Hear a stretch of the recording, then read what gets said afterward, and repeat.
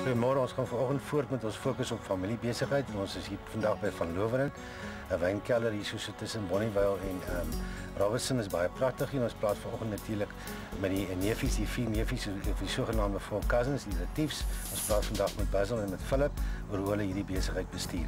Basil, die geskiedenis van Loweren en die vier cousins, hoe pas hierdie goed by mekaar in dat ons nie kan verstaan waar julle vandaan kom?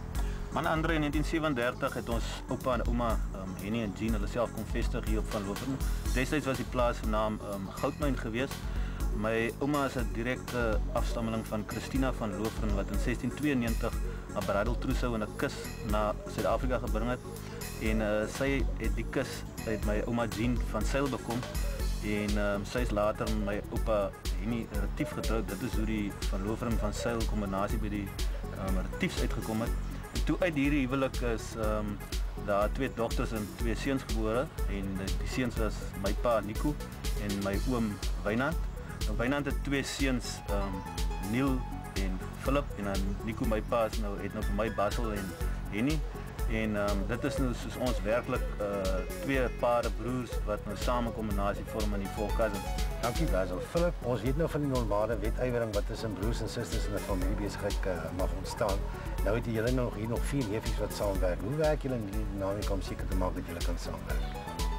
Andre, ja, ons is baie trots op. Ek dink ons kry baie navrae oor hoekom en hoe ons dit regkry om saam te werk. Daar's baie konflik, soos jy sê, reeds in familiebesighede, en spesifiek met broers.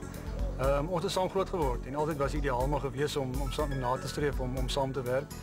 Een van ons is gedruk in 'n rigting om die besigheid te betrokke te raak by die besigheid wanneer ons klaar sou studeer het. En ja, een van ons is betrokke met die finansiële sy van dinge. Ek self, Basil is die wynmaker en sy broer Henny en my broer Neil is die wingerdbekundiges. So elkeen van ons doen ons eie ding. So daar's nie 'n tonetrappery nie en ek dink ons vul mekaar baie goed aan. Besighede het maar altyd uitdagings op die pad. Vertel vir my van die grootste enkele uitdaging wat op julle pad gekom het en hoe julle dit hanteer het om dit te maak werk. Ja, ons het 'n paar groot uitdagings gehad.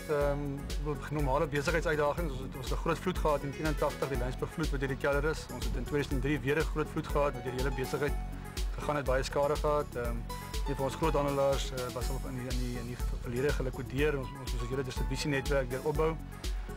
Maar dalk wat nie uitdaging is nie, maar wat vandag 'n geleentheid was toe my pa en my oom in 1981 besluit het om Van Loweren te herposisioneer van 'n verbalkwynkelder na 'n kelder wat sy eie wyn en handelsmerke verkoop. En vandag is ons 'n handelsmerk gedrewe besigheid en die boerdery ondersteun dit ten volle.